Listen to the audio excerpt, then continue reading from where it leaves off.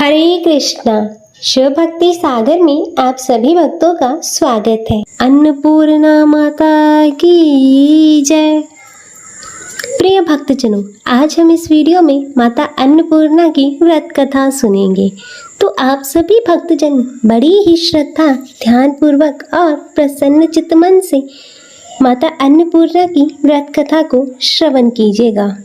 तो सभी प्रेम से बोलिए, माता अन्नपूर्णा की जय, सर्व देवी देवताओं की जय।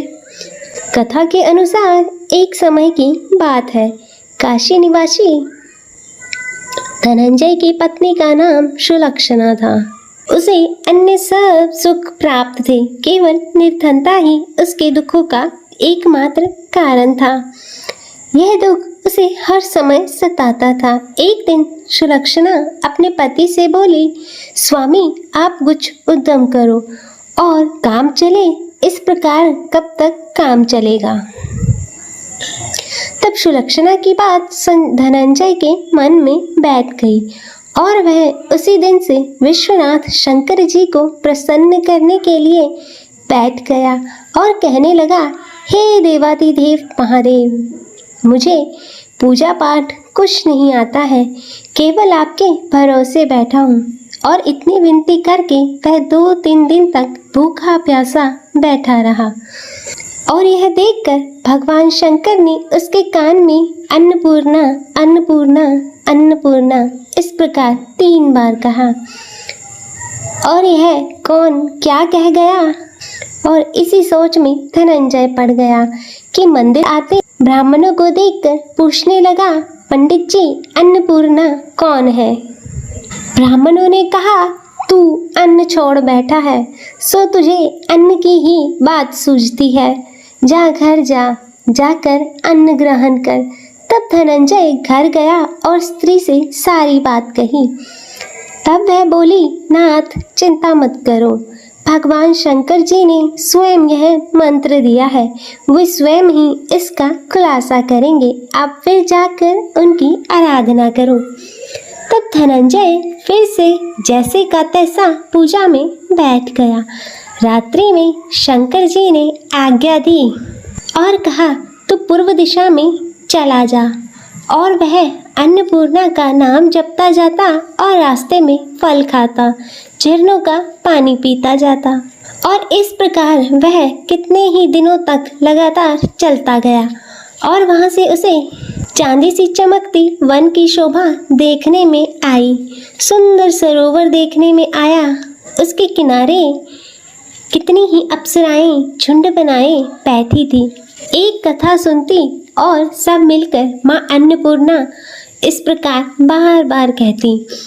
और यह अगहन मास की उचेली रात्रि थी और आज से ही व्रत का प्रारंभ था। जिस शब्द की खोज से करने वह निकला था, वह उसे यहाँ सुनने को मिला। तब धनंजय ने उनके पास जाकर पूछा, हे देवियों, आप यह क्या कर रही हो। तब उन सब ने कहा, हम माता अन्नपूर्णा का व्रत कर रही हैं। तब धनंजय ने पूछा, व्रत पूजा करने से क्या होता है, यह किसी ने किया भी है, इसे कब किया जाए, कैसा व्रत है यह और कैसी इसकी विधि है, मुझे भी विस्तार से बतलाओ। तब वे कहने लगे, इस व्रत को सब कोई भी कर सकते हैं। 21 दिन तक के लिए 21 गांठ का सूत लेना चाहिए। 21 दिन यदि ना बने तो 1 दिन का उपवास करें। यह भी ना बने तो केवल कथा सुनकर प्रसाद लें।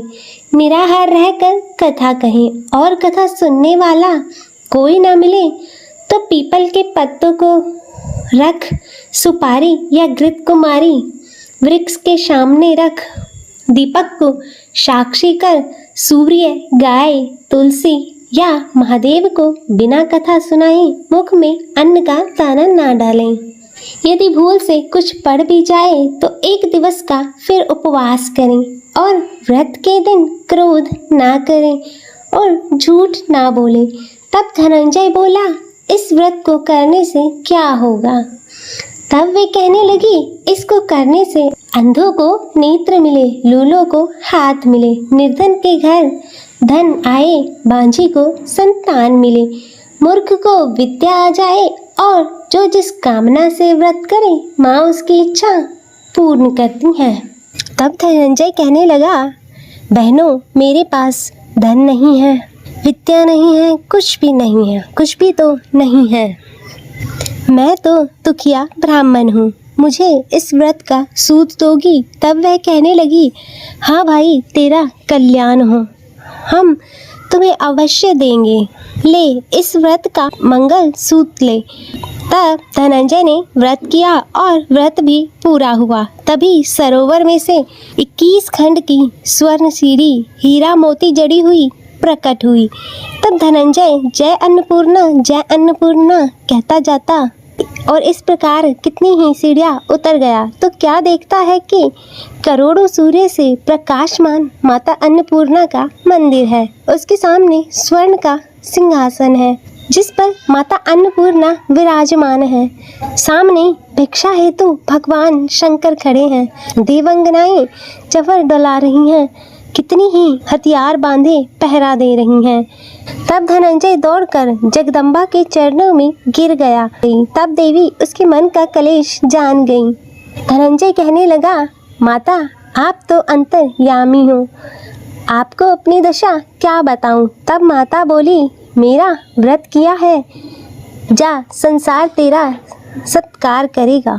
तब माता ने धनंजय के जीवा पर बीज मंत्र लिख दिया और अब तो उसके रोम रोम में विद्या प्रकट हो गई। इतने में क्या देखता है कि वह काशी विश्वनाथ के मंदिर में खड़ा है और माँ का वरदान ले धनंजय घर आया और सुलक्षणा से सब बात कही। माताजी की कृपा से उसके घर में संपत्ति उमड़ने लगी और छोटा सा घर बहुत बड़ा गिना जाने लगा। जैसे शहद के छत्ते में मक्खियाँ जमा होती हैं, उसी प्रकार अनेक सगे संबंधी आकर उसकी बड़ाई करने लगे और कहने लगे, इतना धन और इतना बड़ा घर, लेकिन एक सुंदर संतान नहीं तो इस कमाई को कौन भोगेगा? क्योंकि सुलक्षणा से संतान नहीं है इसलिए तुम दूसरा विवाह करो। तब अनिच्छा होते हुए भी धनंजय को दूसरा विवाह करना पड़ा और सती सुलक्षणा को सौत का दुख उठाना पड़ा। इस प्रकार दिन बीतते गए। फिर अघन मास आया। तब नए बंधन से बंधे पति से सुलक्षणा ने कहलाया कि हम व्रत के प्रभाव से सुखी हुए हैं, इस कारण यह व्रत छोड़ना नहीं चाहिए और माताजी के प्रताप से ही हमें यह सब कुछ सुख समृद्धि प्राप्त हुई है। और तब सुलक्षणा की बात सुनकर धनंजय उसके यहाँ आया और व्रत में बैठ गया। तब नई बहू को इस व्रत की खबर नहीं थी और वह धनंजय के आने की राह देख रही थी। तब दिन बीतते गए और व्रत पूर्ण होने में 3 दिवस बाकी थे कि नई बहू को खबर पड़ी कि और उसके मन में ईर्ष्या की ज्वाला दहकने लगी। वह सुलक्षणा के घर आ पहुंची और उसने वहां भगदड़ मचा दी। तब वह धनंजय को अपने साथ ले गई। तब नए घर में धनंजय को थोड़ी देर के लिए निंद्रा ने आ दबाया और इसी समय नई बहू ने उसके व्रत का सूत तोड़कर आग में फेंक दिया। अब तो माताजी का कोप जाग गया और घर में अकस्मात आग लग गई। सब कुछ जलकर खाक हो गया। तब सुलक्षणा जान गई और पति को फिर से अपने घर ले आई और तब नई बहू रूठकर पिताजी के घर चली गई और पति को परमेश्वर मानने वाली सुलक्षणा बोली, हे नाथ, घबराना नहीं, माताजी की कृपा अलौकिक है। पूत कपूत हो सकता है परंतु माता को माता नहीं।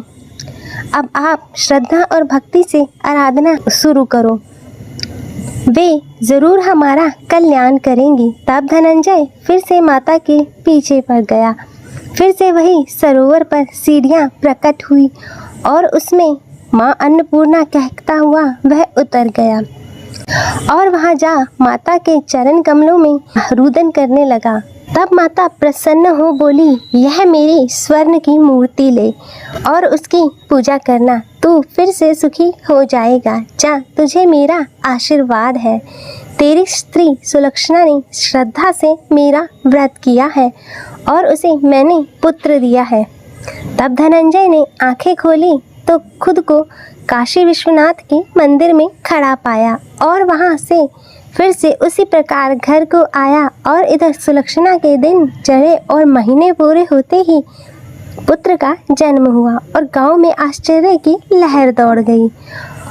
इस प्रकार उसी गांव के निसंतान सेठ के यहाँ पुत्र होने पर उसने माता अन्नपूर्णा का मंदिर बनवा दिया और उसमें माता जी धूमधाम से पधारी और यज्ञ किया और धनंजय को मंदिर के आचार्य का पद दे दिया।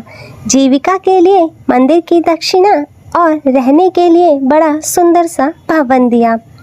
तब धनंजय पत्नी सहित और पुत्र के साथ वहाँ रहने लगा और माताजी के चढ़ावे से भरपूर आमदनी होने लगी।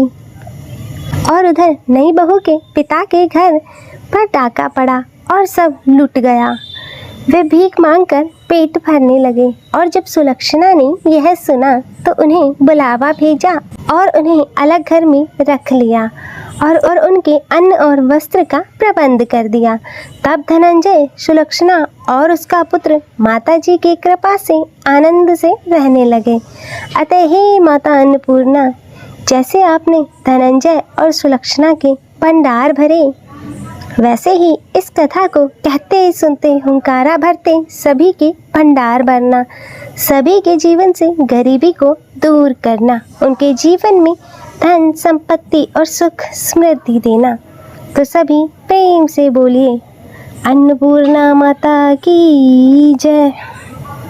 प्रिय भक्तजनों, तो मैं उम्मीद करती हूँ कि आपको आज की यह कथा पसंद आई होगी और अगर वीडियो अच्छी लगी हो तो इसे लाइक करें, ज़्यादा से ज़्यादा शेयर करें और कमेंट में अन्नपूर्णा माता की जय लिखना ना भूलें और चैनल को सब्सक्राइब कर नोटिफिकेशन बेल को ज़रूर ऑन कर लें।